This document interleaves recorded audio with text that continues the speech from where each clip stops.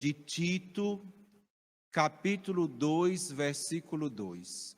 Tito 2, 2.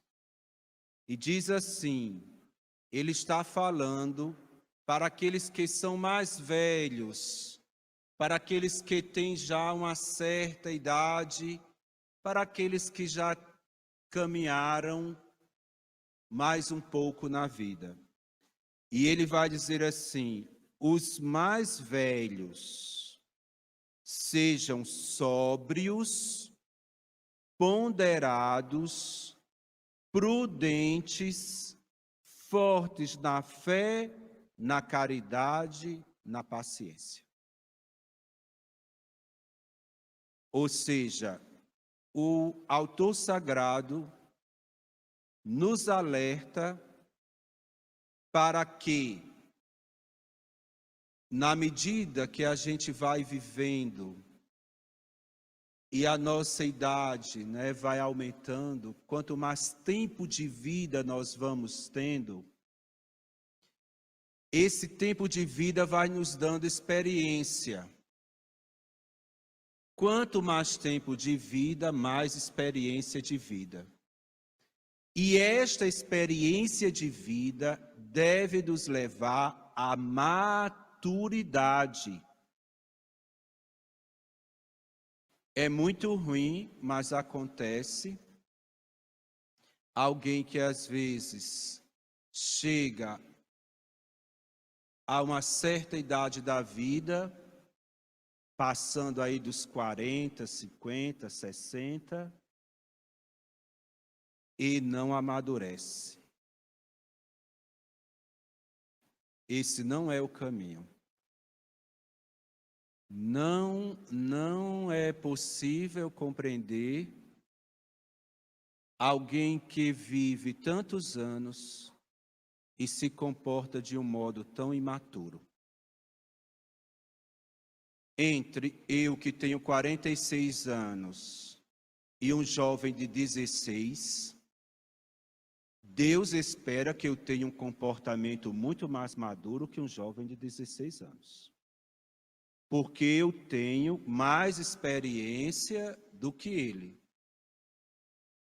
Então, vamos repetir essas características que nós devemos ir buscando ao longo da nossa vida. E quanto mais tempo de vida a gente tiver, mais essas características a gente vai procurar viver. Eu vou dizendo e vocês vão repetindo. Sejam sóbrios, ponderados, prudentes, fortes na fé, na caridade e na paciência. O outro versículo que eu gostaria de destacar nesta noite está no Evangelho. O Evangelho de hoje, o Evangelho de Lucas, capítulo 17. O versículo 10, no final do versículo 10 diz assim: somos servos inúteis, fizemos o que devíamos fazer. Será se dá para a gente repetir? Somos servos inúteis, fizemos o que devíamos fazer. Uma frase muito difícil da gente dizer. Custa, e como custa, a gente dizer assim: sou um servo inútil, fiz o que eu devia fazer.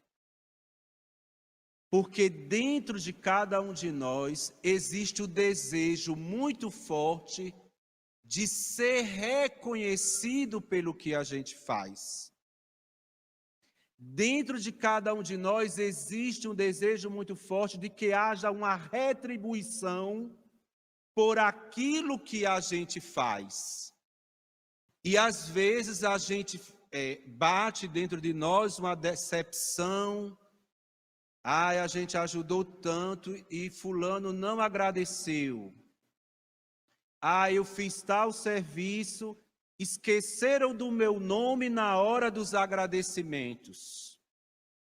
Ah, eu fiz tanto bem a fulano e quando precisei de fulano, fulano não me ajudou. Mas o que o Senhor está dizendo é que esse não deve ser o caminho. O serviço que a gente presta para os outros e o bem que a gente faz não deve ser para alimentar a nossa vaidade. Não deve ser para alimentar a nossa vaidade. Se a gente faz as coisas esperando o reconhecimento ou a retribuição, nós não estamos fazendo por amor, estamos fazendo por vaidade. Não estamos fazendo pelo bem do outro, estamos fazendo por nós mesmos, para o nosso proveito. E aí existe um segredo, um modo da gente conseguir se libertar desse forte desejo de reconhecimento e retribuição que, repito, todos nós trazemos. Eu também trago dentro de mim. Como às vezes, eu me sinto bem com o agradecimento, com o reconhecimento, todos nós o sentimos, mas não deve ser isso que deve nos mover a fazer o bem.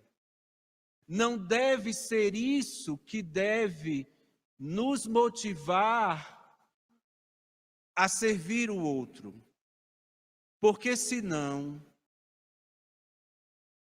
se a gente condicionar o bem que a gente faz ou o serviço que a gente presta ao reconhecimento ou ao que as pessoas podem retribuir para a gente,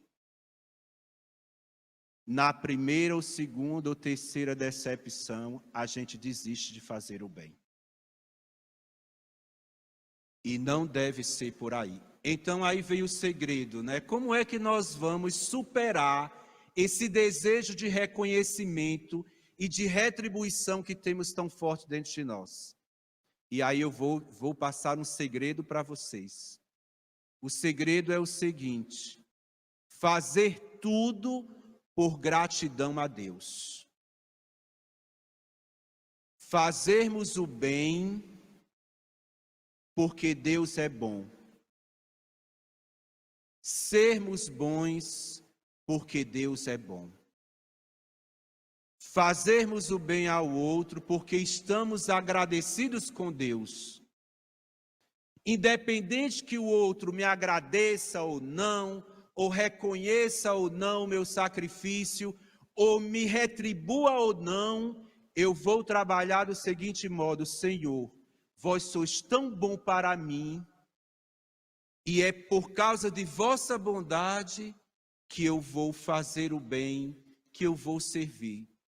E mesmo que ninguém, Senhor, reconheça o meu trabalho, mesmo que alguém seja mal agradecido diante do bem que fiz, Senhor, eu não vou ficar triste, porque vós sois tão bom para mim.